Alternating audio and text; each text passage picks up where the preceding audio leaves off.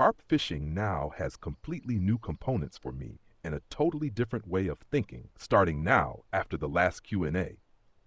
You'll find all info about the Q&A in the playlist, but the important thing now is, of course, how do we deal with these for some new pieces of information? So I've been testing for about an hour now, a slightly different, or let's say a slightly different approach to carp fishing. And I gotta say, yes, it works. I mean, it already looks really good. And this hour, yeah, should be over soon. The number of fish is all right so far, the sizes are all right so far, and I'd say let's just take a nice detailed look in a moment. What did I do here? What does it all look like now? And what kind of fish are we catching here? That's definitely interesting too. So lines back out right away, tensioning them up. And then let's take a look at how it all started here. So the situation is, we've got a spot here that's super well known, and you know that in most cases it works really well at this location. This is one of the 3 main hot spots on Bear Lake. One of these 3 spots always works really. And if you're still unsure, Carp Tutorial Basics, best to watch the entire tutorial series. It's a playlist you can just click on, let it run on the side, and soak up the info to stay well informed. Yeah. And here at this spot at 17 meters, of course, we have muddy ground. Muddy ground. So we're adjusting our setup accordingly, and we'll take a closer look at that too. But we know that we always get good fish here, and we're taking advantage of that. Next component that you can be pretty sure about is the bait. The bait right now is cream, full-on cream boilies. So I'm only using cream boilies. And here's something. Let's pick this one up too. Something smaller maybe. So it really varies a lot, but as you can see, the baits are all the same size, and in all 3 setups, we're using double cream bait. And we'll also take a look at the feed mix in a bit. But first, I can barely keep up. This is great. Let's take a quick look into the catcher. So this is what it looks like right now, not even a full hour yet. And at first it started like this. I tested the spot from here to here. That was the start, without a feed mix, just the boilies. Or rather, the bait combination that we'll look at in a sec without a feed mix. And that was already okay. Almost every minute or two something bit. So frequency was okay. The size maybe wasn't quite ideal yet, but you can see later on that the average sizes definitely got bigger, especially here during the evening hours, like 3, 4, 5, up to 2 10 kilos fish. That's really, really nice. And yeah, that wasn't really the case without a feed mix. There were a few bigger ones in there too, 1 or 2 maybe, but with feed mix, the average size definitely got better. We'll take a detailed look at the feed mix too. It's not just a normal standard feed mix or how you've been doing it for years. It's also a bit different. We'll get into that in a moment. Next, I'd say, let's take a look at the rods, or rather the rigs, because I'm using 3 different rig types right now. In the Q&A, they said rig types, just like flavors, have like factors. Plus, of course, each rig has its own properties, meaning some might sit on the bottom, some a bit above, or even higher up. So different rig types have different effects. We'll take a look at that in a second. I'd say let's pull out the next fish real quick. Yeah, it's going well, really, really well. Let's pull this one out. Yep, just hooked, nice size at 3.5. Would be nice to get a tench in too, though this feed mix is very carp focused, not really for tench. All right, so rig 1 is the classic hair rig. Of course, a must use. Classic hair rig, bait sits on the bottom and maybe even digs in a bit. So really for those fish that are bottom feeders and pick up food from the ground. All rig types here use a size 6 hook. I'm going pretty small, and same for all. Short leader, only 15 centimeters. That way, almost every fish that comes by bites right away, isn't spooked and picks up the bait instantly. With long leaders, it might still get away. So yeah, higher chance for rare fish, but that has to be realized too. Meaning, if a rare big fish shows up and isn't spooked by the long leader, it might still come close, inspect the bait, take 1 nibble, and swim off again. That happens with long leaders. With shorter leaders, that background effect, which we barely even notice, unless you get 1 short beep or ding and then the fish is gone, that happens in seconds. The fish shows up, tests the bait and setup, and is gone. Or it bites. And with shorter leaders, there's a better chance it bites right away, giving us better frequency. So I went with size 6 hooks again. small hooks to keep the frequency up.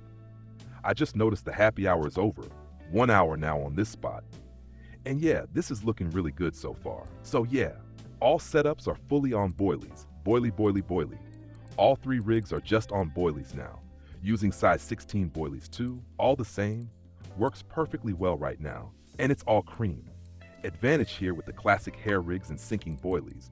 We're using soluble boilies, of course. That attracts even more, dissolving boilies that release more aroma. Now let's quickly pull something else out. I'm sure something bit in the meantime, and then we'll check out the second setup. Here we go. And this one also seems to be working. But I have to say, overall, it's the weakest setup right now. In terms of frequency, I'd say this one is the weakest. The strongest right now is definitely pop-up, and sinking boilies got stronger towards evening. So this setup here really picked up again in the evening and also did well through the night. The snowman rig we're using on this second setup, it was okay at first, but then in the evening it slowed down.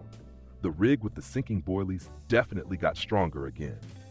That can of course also be because we have different temperatures throughout the day, higher during the day, and fish hanging out in different zones. Advantage now of these 3 rods, I consistently had at least 1 rod that delivered fish the whole hour. Second setup now is the snowman rig. So I've got 1 sinking boilie and 1 floating boilie. I'm using a soluble boilie, only available for sinking boilies, and a floating pop-up boilie. So I've got a bait combo that lifts a bit out of the mud, maybe also interesting for fish that don't just feed from the bottom, but also from mid-water. And it's still going. Even now, the sinking boilies are performing really well. Now let's look at the pop-up rig. Classic pop-up rig, again, size 6 hook, short leader like before, everything the same. And here, 2 pop-up boilies, both size 16. There's no other version. I could have gone with coconut cream, but I didn't want that. I wanted the exact same bait, same aroma, everything cream. So 2 times the same boilie, cream 16, and it worked really, really well. Frequency was good. This setup worked really nicely. And yep, there it goes again. Double boilie on a size 6 hook, and off it goes. The sizes vary a lot, of course. If we take a look into the catcher, we see small fish under 3 kilos constantly, but also regularly fish up to here, 13 kilos. 13 kilos, so even over 10 kilos. I'd say within this 1 hour, that's already a pretty solid average size. Silver, the silver earnings, we'll take a look at those in a sec too, to see if it was financially worth it. I think it was. And now of course the feed mix. Here's something small again, and how it goes from here. Normally, I could now test this entire spot with different flavors. So I did build a feed mix with creamy components, but even with that, I could still test totally different bait flavors. The feed mix in the water influences the fish and their population, of course, but the bait still has its own effect. So we might be using creamy flavors to attract fish, but those fish might actually prefer fruity ones. And we'll test that in a bit. I'll just rebuild the whole setup, because from past experience and lots of tests, we know, for example, raspberry works here. We'll try that shortly. We'll leave this one out. And in the meantime, let's look at the feed mix. This is the basic one. There it is, basic carp feed mix. No PVA, just took the feed balls as they are, walked a few meters back, because when we cast full distance, it's about 20 meters, and bam, right in the area, right here at 17 meters. That's where the bait is placed. No, not like this, but like that, full cast, and right in this area, where the eye is now, that's where all the baits and feed mix are. And this is how it's built, basic. Just a basic feed mix. We've got peas are always good for carp, then basic again, corn, then oats, milk powder, cream, and cream. You can see that a bit better now. So the standard base for carp is always good, just using peas. Pea bran is a good option too. Corn, of course. These are good base components for carp. Rye bran, also possible. So just use that as a base for carp. Corn is always good, always works. And I'll definitely do this more often in the future, using components from the grocery store. Basic components like oats mixed in here, milk powder mixed in too, because we wanted a creamy, milky flavor. Then another component, cream feed pellets, since our bait was cream, and then flavored everything with cream too. But, and this is something I have to let go of, it's not just about the bait, it's more about the fish. It's a feed mix for certain fish species. So if we're looking for fish that like something creamy, we make a creamy feed mix. The bait can go along with that, but doesn't have to. We can use totally different bait. So now we could completely rebuild this setup. To test flavors, it might be interesting to use all 3 rods just with pop-ups, corn kernels, and test different flavors with just the corn. So here we go. All 3 rods rebuilt completely with pop-up rigs, and now we just keep testing. Still casting at 17 meters. All 3 rods, like I said, with pop-up rigs and different flavors. The feed mix is now fully set to cream for carp and with creamy flavors.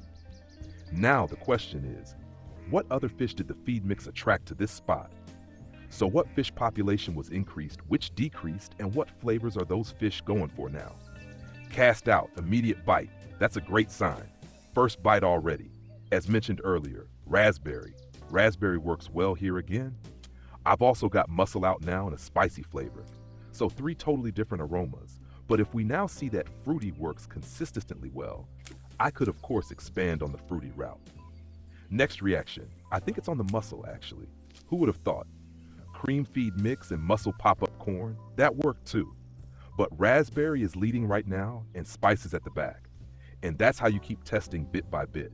So the idea of we take a bait combo, let's say tutti frutti, and then a feed mix that's also tutti frutti.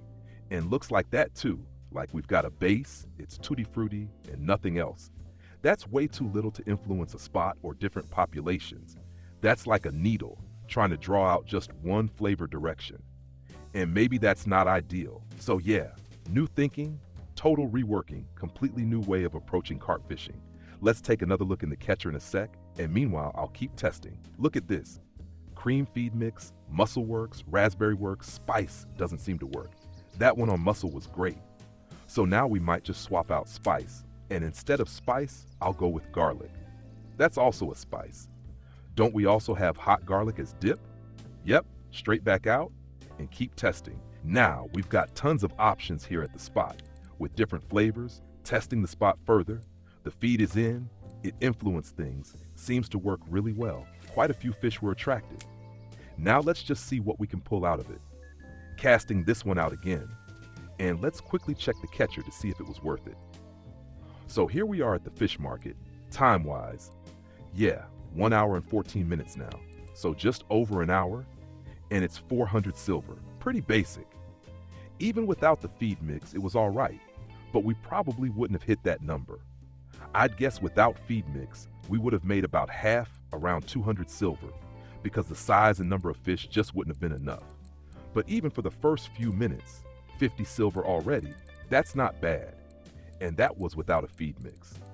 And then the rest here, if we say the first full hour, we go back a few minutes, up to here, then it was nearly 400 silver in an hour, 370 silver. That's totally fine. So get to it, rethinking, and new ways of carp fishing.